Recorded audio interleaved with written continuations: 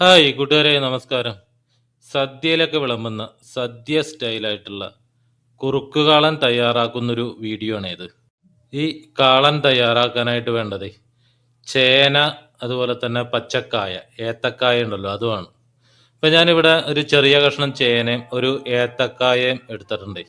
ചേനയും കായൊക്കെ നല്ല വൃത്തിയായിട്ട് കഴുകി ചെറിയ കഷ്ണങ്ങളായിട്ട് നുറുക്കി ഒരു പാത്രത്തിലേക്ക് ഇട്ട് ആവശ്യത്തിന് വെള്ളം ഒഴിച്ചിട്ട് അതിലേക്ക് 1/2 ടീസ്പൂൺ മഞ്ഞൾപ്പൊടി, 1/4 ടീസ്പൂൺ കുരുമുളക് പൊടിയും കുറച്ച് ഉപ്പും കൂടിയും ചേർത്ത് നല്ലോണം വേവിച്ചെടുക്കണേ. അരപ്പ് തയ്യാറാക്കാനായിട്ട് ഒരു മുറി നാളികേരം ചിരവിയിലേക്ക് കുറച്ച് കറിവേപ്പിലയും 3-4 പച്ചമുളകും 1 ടീസ്പൂൺ ജീരകവും ചേർത്തിട്ട് ആവശ്യത്തിന് വെള്ളമൊഴിച്ച് നല്ല രീതിയിൽ ഫൈനായിട്ടൊന്ന് അരച്ചെടുക്കണം. ഇനി വേണ്ടത് തൈരാണ്, അല്ലെങ്കിൽ മോര്. നല്ല പുളിയുള്ള മോര് അല്ലെങ്കിൽ പുളിയുള്ള തൈര്. 1/2 ലിറ്റർ തൈരാണ്.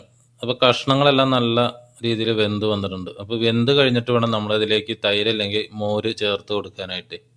അപ്പോൾ 1/2 ലിറ്റർ തൈര് ഞാൻ ഒഴിച്ചു കൊടുത്തു. ഇനി നല്ലവണ്ണം ഇളക്കിയിട്ട് ഈ തൈരിൽ കിടന്ന് ആ കഷ്ണങ്ങളൊന്ന് കൂടി ഒന്ന് സെറ്റായി വരണം. ആ തൈര് അങ്ങോട്ട് കുറുകിയൊക്കെ ഒന്ന് റെഡിയായിട്ട് വന്നെ. എപ്പോഴാണ് കുറുക്ക് കാളൻ നല്ല അടിപൊളിയാവുള്ളൂ. അപ്പോൾ അത് കുറുകി അങ്ങോട്ട് വരുമ്പോഴേക്കും അരപ്പ് അതിലേക്ക് ചേർത്ത് കൊടുക്കാം. ഇനി നല്ലവണ്ണം മിക്സ് ചെയ്ത് അതും നല്ല രീതിയിലൊന്ന് വെന്ത് തിളച്ച് അതൊന്ന് കുറുകി അങ്ങോട്ട് വരണം. അപ്പോൾ ഇതിലേക്ക് കുറച്ച് പഞ്ചസാര ചേർത്ത് കൊടുക്കാം. കുറുക്ക് കാളിന് ചെറിയ മധുരം ഉണ്ടാവും. അപ്പോൾ 1/2 ടീസ്പൂൺ പഞ്ചസാര, അതുപോലെ തന്നെ ഉപ്പെല്ലാം നോക്കിയിട്ട് ആവശ്യത്തിന് ഉപ്പൊക്കെ ചേർത്ത് കൊടുക്കാം. അതൊന്ന് കുറുകി റെഡിയായിട്ട് വരുമ്പോഴേക്കും സ്റ്റൗവിൽ നിന്ന് അതെടുത്ത് മാറ്റിയിട്ട് ഇനി ഇതിലേക്ക് താളിക്കാനുള്ളത് റെഡിയാക്കാം.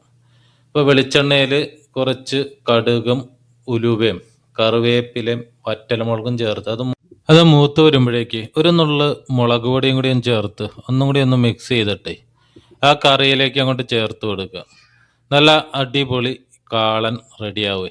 അപ്പോൾ കൂട്ടുകാർ ഇതേപോലെ കുറുക്ക് കാളൻ വെച്ച് നോക്കിയിട്ടില്ലെങ്കിൽ ഒന്ന് തയ്യാറാക്കി നോക്കിക്കോ, നല്ല അടിപൊളിയാണ്.